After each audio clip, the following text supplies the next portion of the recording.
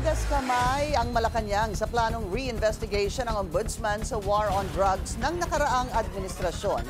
Pero kung mangailangan daw ang opisina ng tulong, hindi nila ito ipagdadamot.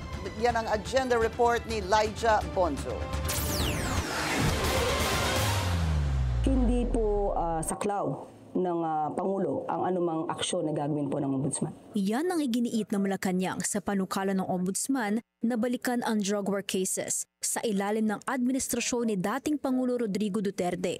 Ani Palace Press Officer Claire Castro, isang independent body ang opisina ng Ombudsman, kaya hindi na ito kailangang mag-ulat o isangkot ang opisina ng Pangulo sa anumang hakbanging nais tahakin ito. Pero pagdating sa proseso ng pag-review ng mga kaso, kung ano po ang kakailanganing tulong ng Ombudsman sa mga law enforcement agencies to get the, let's say, data or facts or reports, yun naman po ay ipagkakaloob. Sa patuloy na paggulong ng kaso ni Duterte sa International Criminal Court, nagbigay ng pahayag ang palasyo sa paggamit ng kampo ng dating Pangulo sa naging pahayag dati ni PBBM na hindi ito makikipagtulungan sa ICC.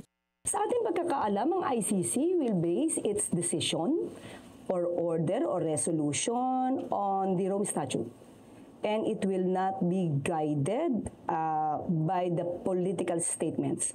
Nauna nang ibinasura ng ICC ang petisyon ng kampo ni FPRRD na kumukwestiyon sa jurisdiksyon ng korte.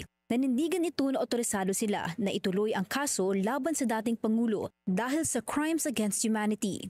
Para sa agenda, Lyja Bonzo, Billionaire News Channel.